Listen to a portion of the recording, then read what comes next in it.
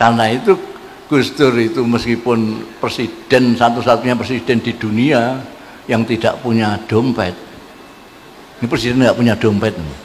Presiden nggak punya dompet. Saya saja dompetnya 2, rupiah dan dolar.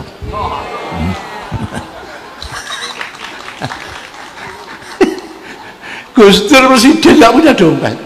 Ini tuku bakso utang anaknya. Anaknya itu Lisa. Seperti halnya ketua NU tadi yang yakin bahwa Gus Dur itu wali dengan alasannya sendiri. Alasan pribadi dan sosiologi tadi. Karena kalau saya tidak pakai alasan. Layak riful wali ilal wali.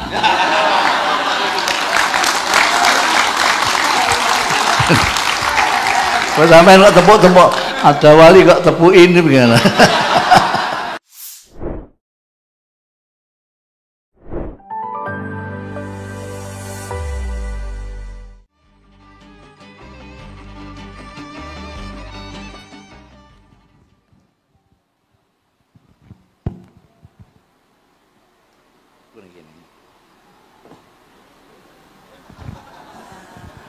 Assalamualaikum warahmatullahi wabarakatuh. Alhamdulillahi rabbil alamin. Wassalatu wassalamu ala asrafil anbiya'i wal mursalin Sayyidina wa maulana Muhammadin wa ala alihi wa sahbihi ajma'in. Amma ba'd. Hadaratil afadil, sadatil masyayikh wal asatidzah wal ustadzat al-a'izza timaizukum. Yang terhormat dan saya hormati, yang tercinta dan saya cintai, Ibu Nyai Sinta dan segenap keluarga Gus Dur. Yang terhormat pimpinan Nahdlatul Ulama, Khatib Am dan segenap pengurus Suriah, Ketua Umum, Sekjen dan segenap pengurus Tanfidiyah yang hadir, para tokoh masyarakat, ibu-ibu, bapak-bapak, saudara-saudaraku sekalian yang saya cintai, rahimakumullah. Pertama-tama saya harus memanjatkan puji syukur kehadirat Allah Subhanahu wa Ta'ala yang telah memperkenankan saya pada malam hari ini sowan di Ciganjur bersama-sama Anda sekalian dalam rangka memperingati Haul Kiai Abdurrahman Wahid Gus Dur yang ke-13. Mudah-mudahan dapat berkahnya Gus Dur, ayah dan Anda sekalian, wilujeng lahir batin, dunya akhirat. Sebelum saya melanjutkan, saya mohon keikhlasan Anda sekalian untuk membacakan suratul Fatihah dengan memohon kepada Allah, mudah-mudahan tuanku guru Kiai Haji Turmuzi, salah satu mustasyar Nahdlatul Ulama sekarang ini sedang diopname, mudah-mudahan penyakitnya segera diangkat oleh Allah Subhanahu wa Ta'ala. Ala hadzin niyah. Al-Fatihah. Billahi minasyaitonir rajim. Bismillahirrahmanirrahim. Ar-Rahmanir-Rahim. Maliki yaumiddin. Iyyaka na'budu wa iyyaka nasta'in. Ihdinas siratal mustaqim. Alaihim ghairil maghdubi 'alaihim waladdallin.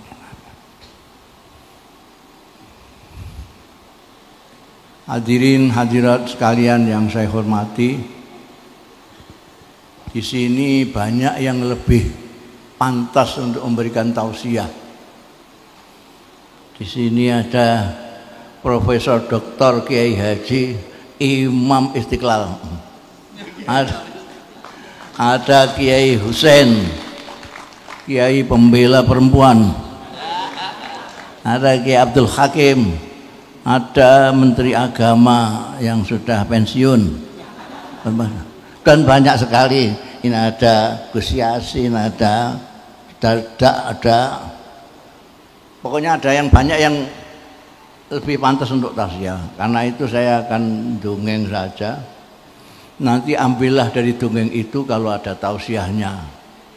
Kalau tidak ada ya sudah. Tadi saja yang sudah dianggap tausiah.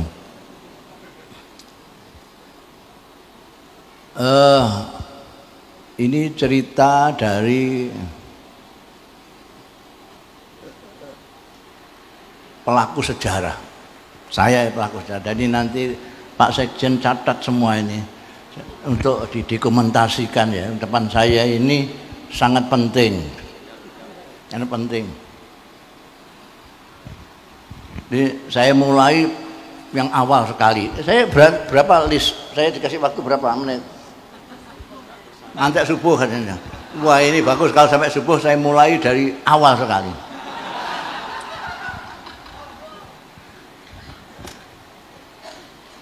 Banyak yang mengatakan bahwa Gus Dur itu drop out dari Al-Azhar. Itu tidak benar. Yang benar Gus Dur tidak pernah kuliah di Al-Azhar.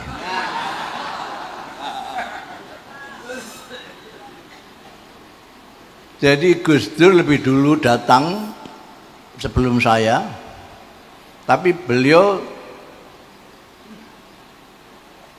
entah sibuk apa, pokoknya sibuk lah, sehingga tidak sempat untuk daftar kuliah. Ketika saya daftar kuliah, beliau tanya sama saya nggak tahu Gus Dur itu begitu ketemu saya langsung akrab. Sampai ketika saya daftar kuliah, beliau tanya, kamu sudah daftar kuliah? Sudah. Di mana? Ini yang baru ini. Saya memang memilih yang baru dibuka, karena datang saya itu sudah ngepas. Kalau saya masuk kuliah yang biasa itu, saya langsung ujian. Sehingga saya milih yang baru, yang masih 4 bulan akan ujian. Lagi pula mata pelajarannya itu saya akrab semua. Karena saya tidak pernah sekolah kayak orang-orang lain. Saya dan intelek kendilan betul. Dari orang pondokan sama sekali tidak pernah sekolah belas kecuali SR. Itu saja ijazah hilang. Jadi saya tidak punya ijazah. Kelas 1 sanawiyah drop out. Jadi saya di pesantren Lirboyo, pesantren Krapyak, pesantren ayah saya sendiri di situ. Jadi saya milih yang kira-kira mata pelajarannya itu aku pernah dengar itu. Tauhid, Quran, tafsir, hadis. Tak pilih yang begitu. Karena saya kalau yang lain-lain kan ada biologi, ada bahasa Inggris. Yang saya nggak mudeng kabeh itu, nggak pernah sekolah. Saya milih itu. Lah Gus Dur tanya, sampean di mana? Saya di Al-Qismul Ali, ini yang baru dibuka. Ya sudah saya ikut. Tanpa tanya kenapa saya di situ. Terus saya ikut gitu aja. Ikutlah daftar. Begitu mulai masuk kuliah, beliau lihat mata pelajarannya.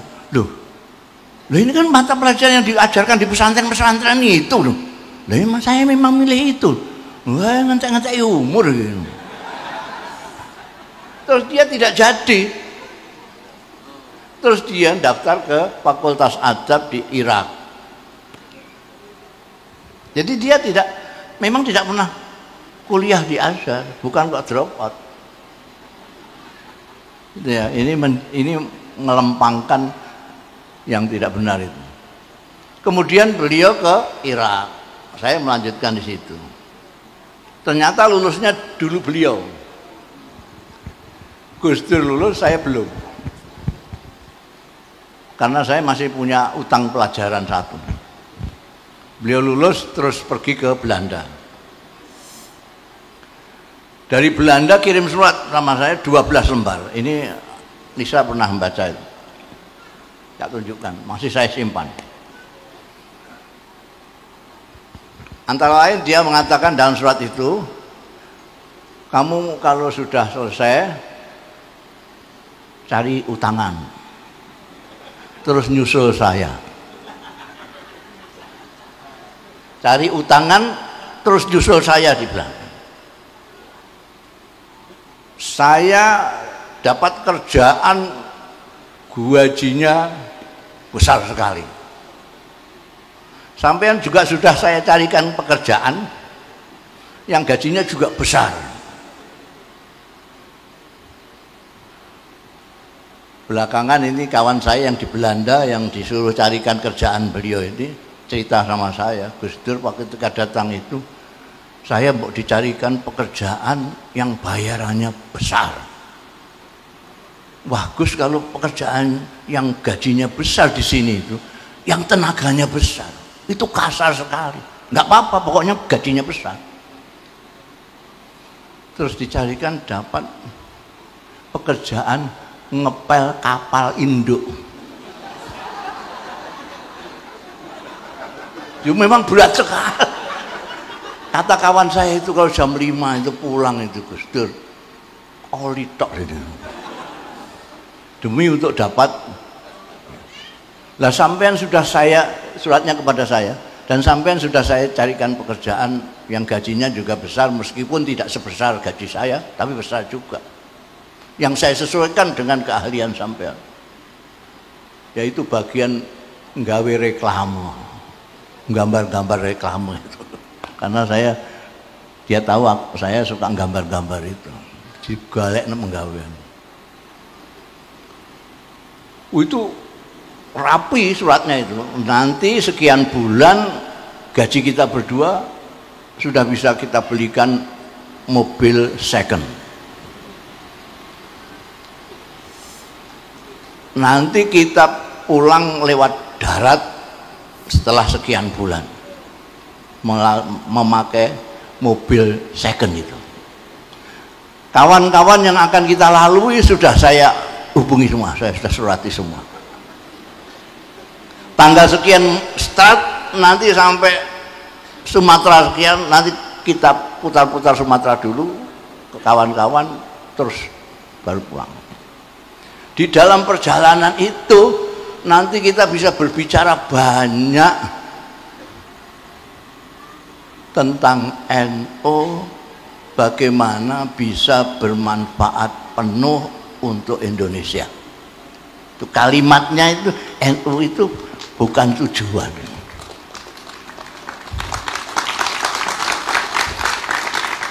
Dan ternyata Indonesia pun itu bukan tujuan juga untuk Gus Dur.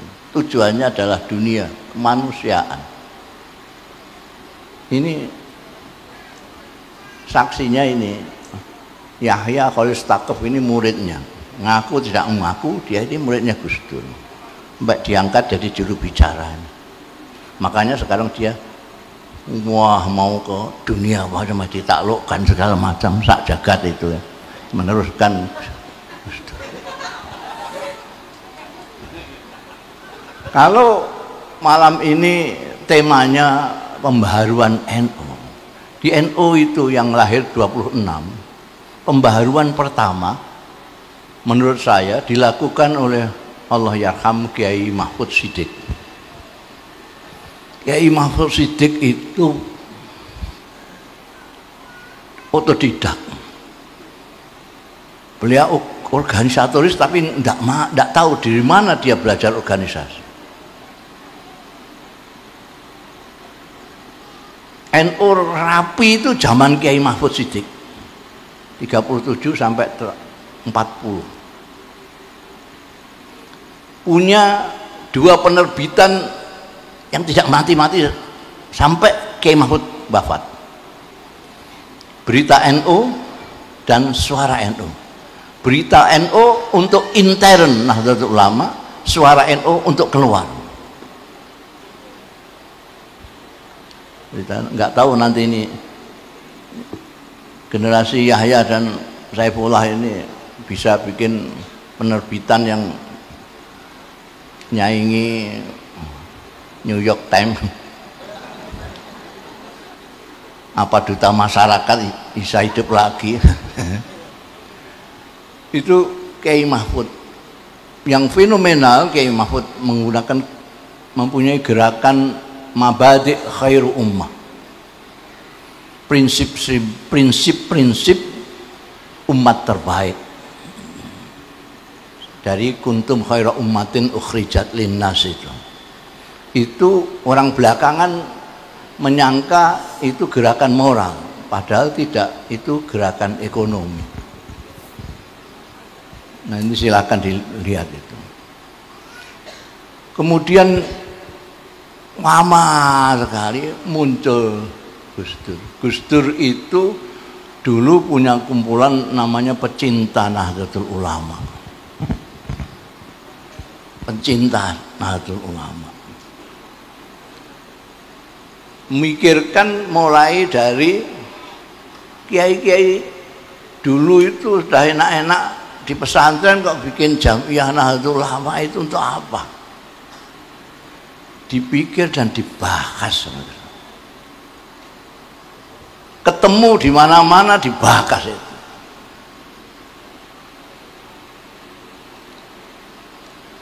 Sampai kalau tadi ada diceritakan tentang apa namanya khitoh kembali ke tahun 26, itu sebetulnya bukan kembali ke 26, ya khitoh Nahdlatul Ulama. Kalau kembali ke 26 itu NU waktu jadi partai, Pak Idham itu tahun 74 itu ada Kombes NU ketika Pak Harto membonsai NU menjadi satu dengan P3, lalu Kombes mengeluarkan itu tadi, kembali ke khitoh 26. Artinya biar yang dibonsai itu hanya politiknya saja, pendidikannya dan lain sebagainya masih tetap seperti khitoh 26. Tapi kalau yang khitoh Nahdlatul Ulama, putusan Munas kemudian dikukuhkan dalam Muktamar Nahdlatul Ulama Situbondo, itu konsepnya diawali dari pecinta NU. Ada grup 24. Grup 24 ini menunjuk tim 7. Tim 7 ini ketuanya Gus Dur. Ini yang kemudian membuat draft tentang khitoh Nahdlatul Ulama dan program-program kegiatan Nahdlatul Ulama. Dan itu di Munas Situbondo disepakati, di Muktamar dikukuhkan lagi. Seperti yang dikatakan Ketua Nahdlatul Ulama tadi, Kiai Yahya Khalil, di Muktamar Situbondo Gus Dur bukan sengaja, bukan kebetulan, Gus Dur memang didorong oleh semua orang untuk menjadi ketua pada waktu itu, untuk membuka wawasan Nahdlatul Ulama. Ketika itu Gus Dur bilang cukup 1 periode untuk membuka wawasan NU ini, sehingga nanti akan kita lihat pada zamannya Gus Dur itu khitoh Nahdlatul Ulama itu jelas ditulis di situ bahwa Nahdlatul Ulama itu khidmahnya bukan untuk orang Islam, apalagi untuk NU saja, tapi untuk masyarakat, untuk kemanusiaan. Sayangnya orang-orang NU termasuk pengurusnya itu jarang baca khitoh itu, padahal cuma 9 butir. 9 butir. Gus Dur menyatakan cuma 1 periode. 1 periode selesai nanti, sudah. Tapi beliau lupa kelakuannya orang NU itu kalau sudah seneng. Jadi muktamar berikutnya di Yogyakarta, meskipun banyak hantaman dibully bahasa sekarangnya, bully sana sini, Gus Dur terpilih secara aklamasi. Di Krapek itu aklamasi, tidak ada pilihan. Kemudian Gus Dur setelah itu ini nuruti wong NU satu periode ini. Bariku wis sakuleren.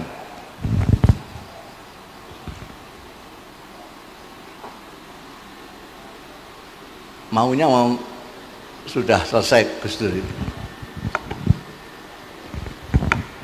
Tapi paman saya, Allah yarham, Kiai Misbah Mustafa, yang karangannya banyak termasuk tafsir dan segala macam itu, dulu pengkritik Gus Dur yang paling hebat. Soal bank, soal apa itu nulis tidak karu-karuan. Pokoknya ngeritik beliknya Gus Dur. Kiai Misbah. Orangnya apa? Terus terang langsung aja. Ketika mendengar Gus Dur mau berhenti, Kiai Misbah datang ke rumah Keleteh itu. Aku krungu Gus Dur mundur. Saya dengar Gus Dur katanya mau mundur. Nggih. Ojo, jangan boleh. Jangan boleh mundur. Terus saja. Ini saya bilang, jenengan iki ngeritik napa sing dilakoni Gus Dur jenengan kritik kok saniki ajeng mundur mboten anu. Goblok kowe iku. Perbedaan pendapat itu fitri. Kowe iku bodoh. Lho kok Abdurrahman gak terima ben jawab ini. Itu aturannya wong berbeda pendapat itu diskusi. Kok terus mangkel-mangkelan ora nyalon barang ngono iku apa? Ini kata paman saya. Saiki iki genting. Itu enggak tahu gentingnya apa, saya enggak tahu. Iki sing dibutuhno saiki iki wong sing kaya Abdurrahman iki. Sing ngalim tur pinter. Ngalim pinter tur berani. Ngalim tur berani. Alim wasaja. Nek ngalim tok ora wani jereh. Iki engko ora iso ora iso apa-apa. Gak ono gunane iki engko. Iki engko ning ngarep.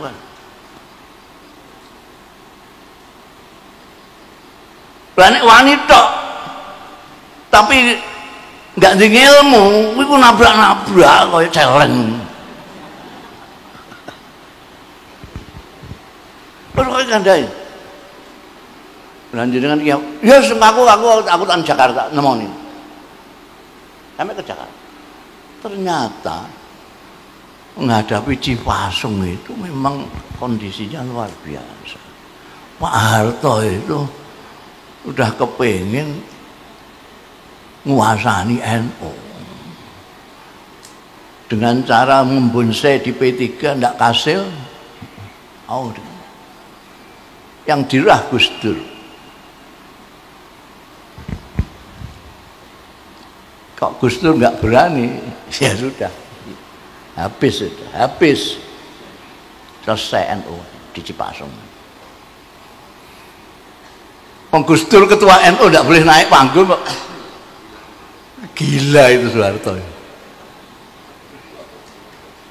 Ketua NU sing duwe gawe kok nggak boleh. Menang-menangan seperti itu. Tapi Gus Dur di belakangnya kiai-kiai se-Indonesia sampai sing istighosah itu enggak karu-karuan. Akhirnya menang. Coba kok enggak Gus Dur sembuh. Loh itu menggunakan bermacam-macam cara untuk jatuhkan Gus Dur.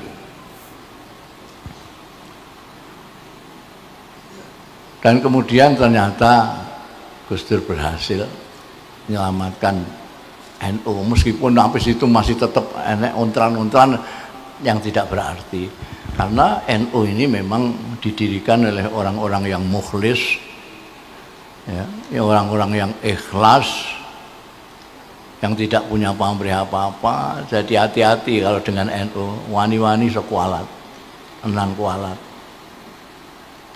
Umpamane wani NU, wani Gus Dur, wis kualate double-double. Sampai ada kiai yang nyateti iki lho sing kualat-kualat iki lho. Sampean kalau mau daftarnya ini, nanya Gus Yasin ini, Gus Yasin punya catatan.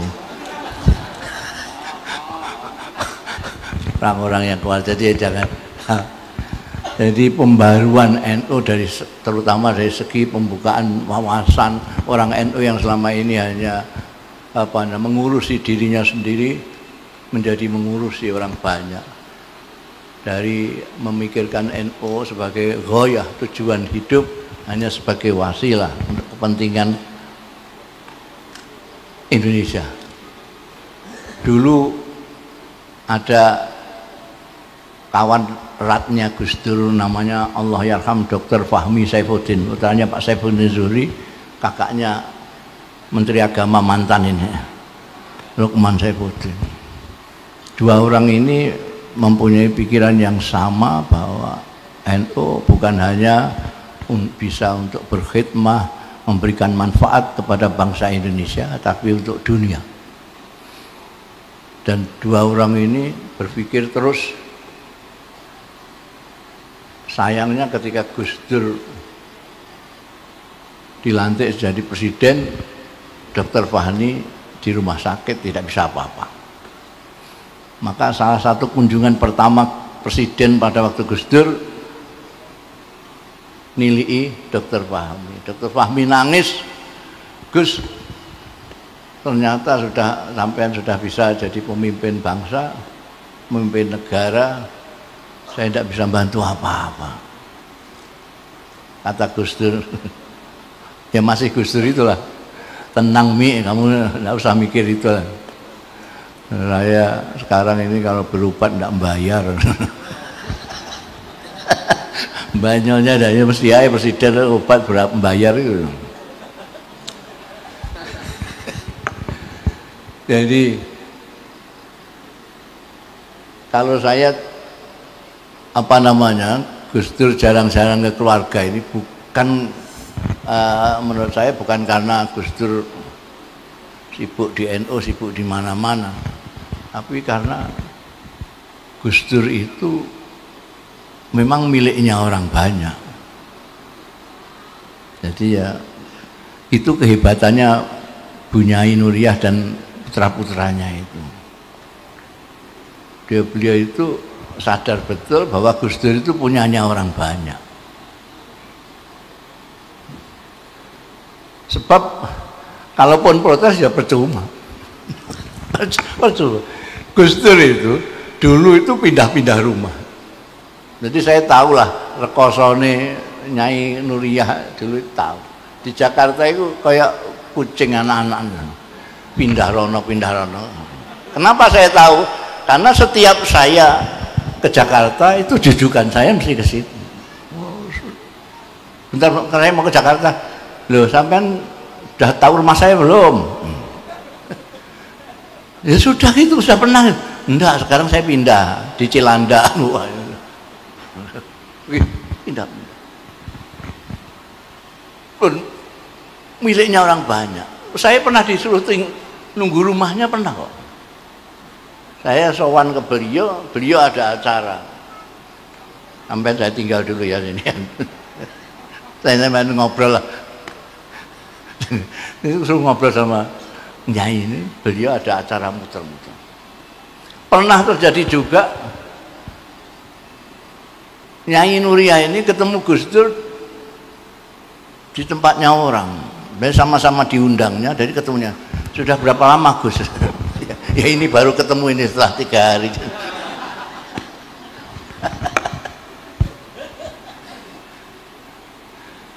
Itu Gus Dur miliknya orang banyak, ya miliknya Gusti Allah Ta'ala.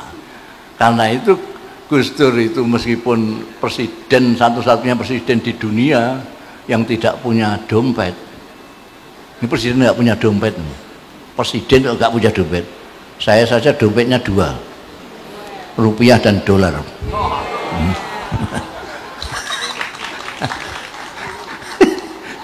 Gus Dur presiden nggak punya dompet. Ini tuku bakso utang anaknya itu Lisa. Saya tahu sampai Gus Dur itu pernah saya sampai itu itu kan dahulunya Kanjeng Nabi itu kan semua itu punya hak. Inna li jasadika alaika hak, inna li ahlika alaika hak. Ini keluarga sampean tinggal. Loh, sampai nanti saksikan sendirilah. Meskipun saya jarang-jarang ketemu keluarga, tapi kualitasnya, dia begitu. Dia selalu bisa menjawab itu. Ya semua aku tak delok kualitasnya kayak apa. Memang luar biasa, luar biasa. Dengan putra-putranya itu, nggak pernah kok putranya begini-begini terus dilarang-larang, nggak pernah. Asal bisa menjelaskan, kowe kok ngene apa nak? Tujuanmu apa? Kalau bisa menjelaskan, ya. Dan tidak pernah nek urusannya di luar terus digawa ning omah, ya mumet kabeh wong sak omah. Wong urusane semono akeh. Itu ya, Gus Dur. Jadi seperti halnya ketua NU tadi yang yakin bahwa Gus Dur itu wali dengan alasannya sendiri, alasan pribadi dan sosiologi tadi. Karena kalau saya tidak pakai alasan, la ya'riful wali ilal wali.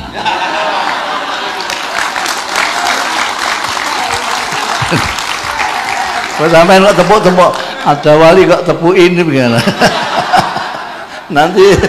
nanti badal nggak jadi sih. Betul. Ini guyonannya Ainun Najib ini sampai sekarang malaikat mungkar nangkir belum ketemu sama Gus Dur.